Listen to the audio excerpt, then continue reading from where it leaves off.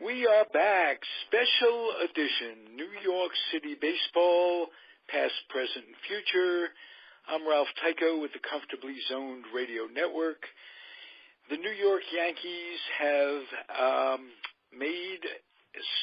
struck first, let's put it that way, in this frenzy for getting better and building on the fly.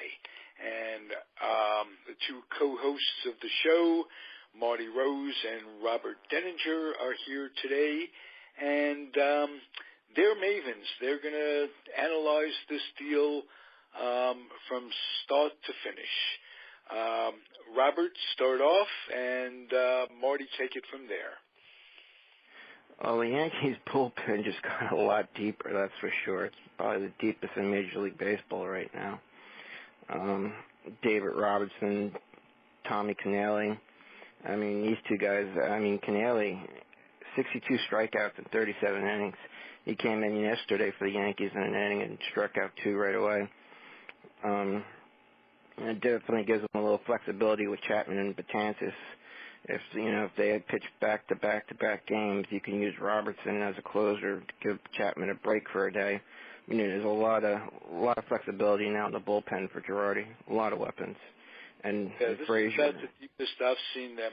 Can you talk, Marty, as to what they gave up, and do you think it was too much to get what they got? Well, they gave up 4 guys. Let's start with the one everybody knows, which is Tyler Clippard, and he's frankly no loss. He was used a lot, and as we've seen in the past, both with the Yankees and the Mets, later in the season he pitches like he's already spent for the year. So he was no loss. As a matter of fact, it's amazing that the White Sox even took him, but so much for him. I guess the big name is this young kid, Blake Rutherford, who was the number 1 pick in 2016. He's an outfielder, but he's far away. He's in the South Atlantic League, and so anybody's guess. He's a high. He's rated highly, but you have to see. He's got to do it on the field. And, even in the Sally League, he's only hitting, I think, 281, something like that. So he's pretty far away. This other kid, I believe, Tito Polo, he is 22, and he was playing at Tampa, which is, I believe, high A, and he's hitting 289. He may have something. He may show something in the future, but another guy that's not ready. And the 4th kid is a left-handed pitcher, Ian Clarkin, who is also an A ball with a 2.62 ERA, 1.27 WHIP. So Rutherford is the biggest prospect out of all those 3 prospects that they gave up, and none of them are close. So the White Sox are obviously rebuilding their system. Right. Something the Mets need to do a little bit. The White Sox now have 10 prospects in the top 100. So their farm system's looking really good right now. Wow. That's interesting. Amazing how teams go from buyers to sellers. And you would think, given the Yankees slide in the last 6 weeks, that they wouldn't be buyers. but New York's a different place. I don't think the Yankees have ever said, since Steinbrenner came in, hey, we're out of it. We're giving up. We're throwing in the towel. They've always been buyers. I guess last year was the exception that proves the rule. But they stocked their farm. They did beautifully stocking their farm system to allow them to get to this point. What do you think of Tampa Bay, guys? Anything? They always seem to be the team that's spoilers in the past, and in the past few years. Now they seem very solid. They're ahead of the Red Sox, if I'm not mistaken, or right up there. They're 2.5 games behind, but they're right there. Yeah, they're kind of like the little engine that could, you know. Yeah. At this point, right? They're pretty solid. Yeah. It's been a good week for the Mets. Got to go to them as well. Started out with the Yankees. You mentioned that it wasn't much, that they should keep Cabrera at short and Reyes at third, Marty. And I think what they're doing is trying to basically showcase him and prove that he has some versatility. Yeah. Apparently there's a few teams interested in Cabrera. And, if he can play 3 infield positions, I think from what I've seen, his best position is second. He's looked very good there since they moved him there. Is Conforto really coming around? He seems for real. He's coming out of the melees of late June. And they batted him third today behind Cespedes, So today he was 2 for 2 with a couple of walks. I think he was on base all the time, and he's making good plays in the field. So Cespedes making a few good plays in the field and running much better. I don't know if he cramps up, if that's what it is, but they must come out to visit him on the bases or in the field, Collins and Ramirez, the trainer, 2 or 3 times a week. I don't know if he can keep this pace, but with Conforto and Cespedes hot at the same time, Duda as well, you got to say, wow, this, are they giving up too early? Because Alderson all but came out and said that they're throwing in the towel. Is there any chance that there may be some life in them? Lugo's giving them great innings. He is, surprisingly great. Zach Wheeler's still doing all right. I don't know. DeGrom, I think solid as can be. Yeah, DeGrom and Lugo are pitching the best right now. Matt is doing okay till the last game. And I'm surprised because usually after the All-Star break, these guys get rested, they come back strong. Matt goes out there and gets bombed. He pitches 1 inning and change, and he gave up a ton of runs. He had nothing. That's very surprising. And either he's hurt or he's inconsistent. I don't know what to make of him yet. I really don't.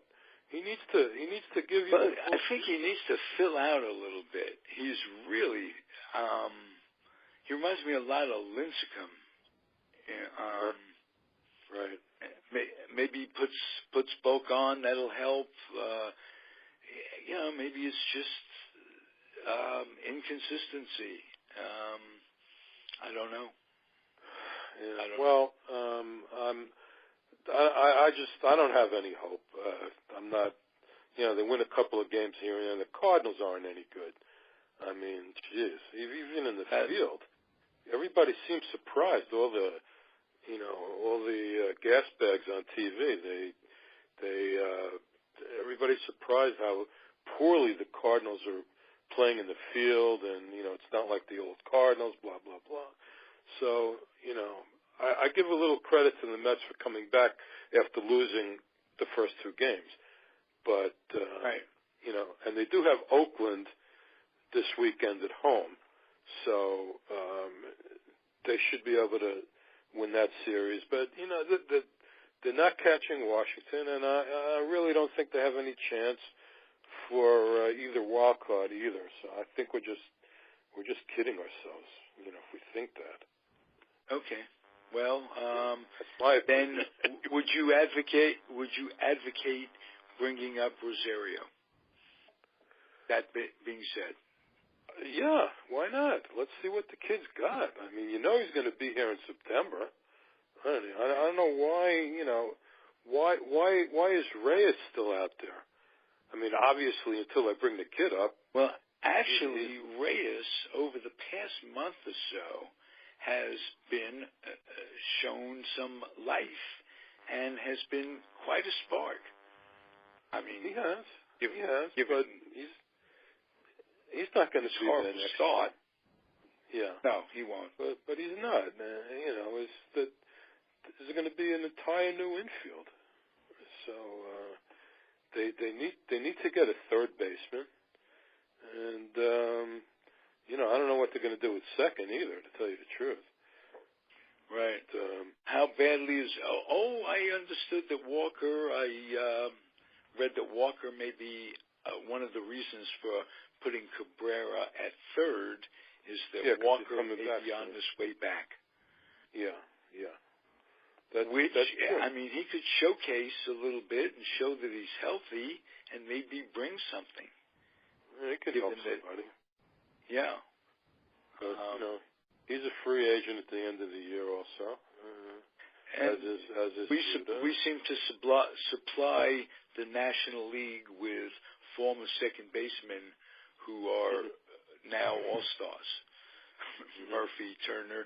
Well, take Walker too. See what he could do. The Todd Frazier that the Yankees just got. He's a free agent at the end of this year too. Yeah. So, right? And he's got the most home runs of any third baseman since 2013, I think. Yeah, he's only 31, so he should get another contract. Although he's only hitting .207 this year. Yeah. He's only making $12 Interesting million. that the A's picked up Chris Carter, and I think they're about to deal Alonso, and I think it might be to the Yankees. That's what I heard. The A's got a scout tonight in Trenton, and they've been talking. I heard about Sonny Gray, the pitcher. Oh, he's. I mean, maybe there's a package where Alonso's involved in it too, but I know they've been talking, but nothing close yet. But the A's are sending their scouts tonight in Trenton. You're dealing with a tough negotiator in Billy Bean.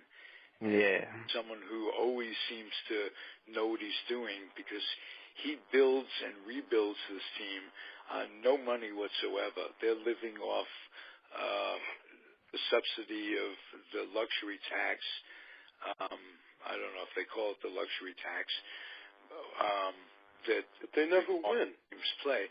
No. And it's not because they're a small market. Oakland is not by any means a small market. They include Alameda and Contra Costa County, and the reason they're listed, they're able to draw the subsidy is because of the dilapidation of their ballpark, and that's going to change. What's going on with that? Have they got anything going with a new ballpark over there? Well, they just lost the Raiders to Vegas. They're losing the Warriors to San Francisco. They're building a new arena in San Francisco. And it comes down to now this Oakland is stuck, basically. They've got to keep one franchise, and they'll end up keeping the A's, They have new controlling ownership, and they're coming close to finalizing a deal for a ballpark. I'd like to see it on Jack London Square, where it can face the AT&T Park that the Giants have across the bay, and it's a beauty. And they can build one there. There's land available at where Laney Junior College is in Oakland. It's in West Oakland, or on the site where the Coliseum and the arena is now. And with the Raiders gone, there's talk about the possibility of them leveling that dump and building a ballpark, baseball park only. And it's a real possibility. It's a real probability at this point that a park will be built. It's more likely to be on a site that I can't describe very well to you unless you live out here. It's just a section of Oakland that has a bunch of land and proximity to BART, which is the transit that'll get you there. So looks good from that standpoint. When that's finalized, that'll free up a lot of money, and they'll be able to compete. And I'll tell you, Bean is an Alderson protege and has taken them on a shoestring. They've been competitive in the last 10 years, like 6 of the last 10 years. And it's frustrating. You mentioned, Robert, that they're looking at Sonny Gray. Alonso and Gray happen to be 2 of my favorite players on the A's. I'm wishy-washy in the American League. I go from here to there. But they're literally within walking distance if I chose to do it from Alameda, where I live. And they're the talk of the town in terms of the future now that the city is forced to deal with them, so to speak, deal with the issue of pleasing at least one of the tenants. Sure. So, but if you get Gray and you get Alonso, you're going to get two players, a pitcher who is just coming back from some injury. It's taken him about the first third of the season, didn't do much, and really has picked it up. And Alonso has just been tremendous. So, but like I say, be prepared to deal with Bean and give up one or two guys that you might say, "Oh, I'm sorry, we gave those guys up. We paid a price." One of the names I've been hearing is Mateo. He's an infielder. That the A's want, you mean? Yeah, and I think he's a shortstop. He's one of their top 10 prospects. Yeah. Well, I have a confession to make, guys. I'm starting to enjoy Michael Kay and Linda. Is that her name, Linda? Susan. I don't know what it is. It's not like listening to a baseball game. It's like listening to your cousin sitting in the room. You mean on the radio? On the radio? Oh, John Sterling, you mean? John Sterling and Susan Waldman. Susan Waldman. I just enjoy them. I don't know what it is. I know it's corny. Very different. Yeah. Very different. That's Blumkin hates Al Blumkin. If you're listening, I'm sorry to insult your sensibilities. He thinks they're horrible together. But it's just like, I don't know, it's like people chatting and whatever it is when they're talking about ball. Yeah. All she does is she reads the scores and she does commercials. I mean, I don't think any other broadcast has so many commercials that they stick into the middle of the game as it's going than the Yankees. You know what I mean? You guys remember, Marty, especially Stan Freberg did a record album, a cut on a record album that this was 30 years ago, and it addresses the exact same thing.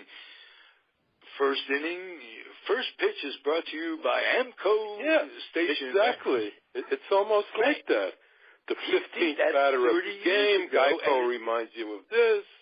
And the latest one that cracks me up is when the manager goes to the mound and they're having a consultation on the mound. And this consultation is brought to you by the law firm of so-and-so. I mean, that's the latest one.